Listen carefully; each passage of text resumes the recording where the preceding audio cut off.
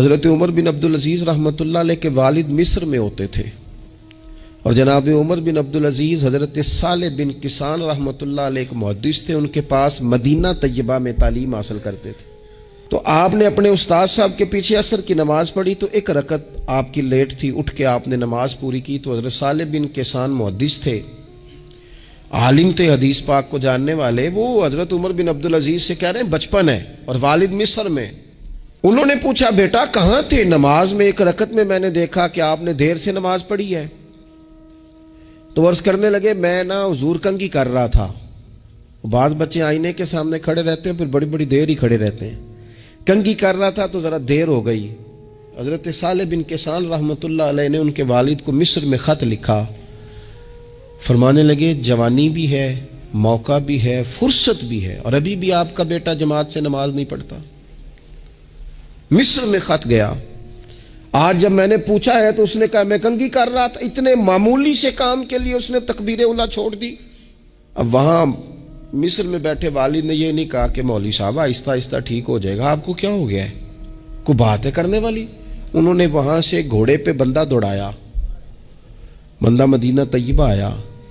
اس نے کہا جاتے ہی عمر بن عبدالعزیز کو لے جانا حجام کے پاس اور اس کے سارے بال اتروا دینا، اور اسے کہنا پتر جن بالوں کی وجہ سے نماز رہ جائے ان بالوں کو سر پہ نہیں رہنا چاہیے۔ تیری جماعت کی رکعت رہ گئی پتر، اتنا بڑا کام، اللہ کے حضور حاضری کا موقع تھا۔ پھر اس کا ریزلٹ کیا نکلا؟ حضرت عمر بن عبدالعزیز بادشاہ بنے۔ 39 سال عمر میں انہوں نے پوری امت کو خیر سے بھر دیا۔ حشام بن عبد الملک کے بھی 11 بیٹے تھے، جناب عمر بن عبدالعزیز کے بھی 11 بیٹے تھے۔ حشام جب دنیا سے گیا تو ہر بیٹے کو 10 لاکھ دینار آئے، اور جناب عمر بن عبدالعزیز جب دنیا سے گئے تو 11 بیٹے تھے اور 6 دینار تھے۔ اور جاتی دفعہ کہنے لگے پتر اپنے باپ پہ شکوہ نہ کرنا، تمہارا باپ بزدل تھا، 2 رستے تھے، یا تو میں اپنے لیے جہنم کٹھی کرتا اور تمہارے لیے جائیداد بناتا، لیکن میں بزدل تھا، دوزخ سے ڈر گیا، میں جائیداد نہیں بنا سکا، اپنے باپ کو معاف کر دینا۔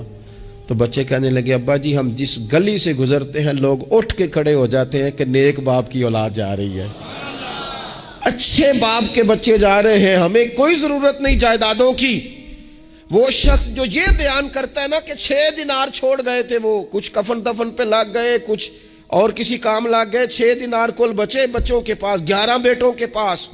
لیکن وہ شخص کہتا ہے وہ جو 10 لاکھ دینار حشام بن عبد الملک کے بچوں کو آئے تھے، وہ مسجدوں کے سامنے بھیک مانگا کرتے تھے، کیونکہ جب بچوں کو بنا اس طرح کا دیا گیا کہ کھانے میں پینے میں موج میں اڑا دیا مال، اور یہ جو 6 دینار 11 بیٹوں کو دے کے گیا، رب نے اتنی برکت دی کہ ایک ایک بیٹا ایک ایک وقت میں 100 گھوڑے مال کے بھرے ہوئے رب کے رستے میں خیرات فرمایا کرتے۔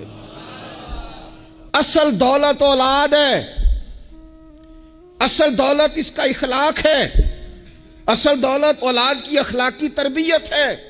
ایسا نہ ہو کہ مال کمانے کے چکر میں اصل دولت سے ہاتھ دھو بیٹھے، ایسا نہ ہو کہ بینک پیسوں سے بھر جائے اور ہماری اولاد ہاتھوں سے نکل جائے، ایسا نہ ہو کہ ہم نے یاروں کو ٹائم دے دے کے تو بڑی دور نکل گئے ہم، لیکن ہمارے بچے کے ذہن میں چند سوالات تھے، ہم انہیں مطمئن نہیں کر سکے، ہم نے نوکروں کے ذمہ ڈال دیا، فلانے کے ذمہ ڈال دیا، چچا کے ذمہ ڈال دیا، وقت نہیں دیا، ٹائم نہیں دیا۔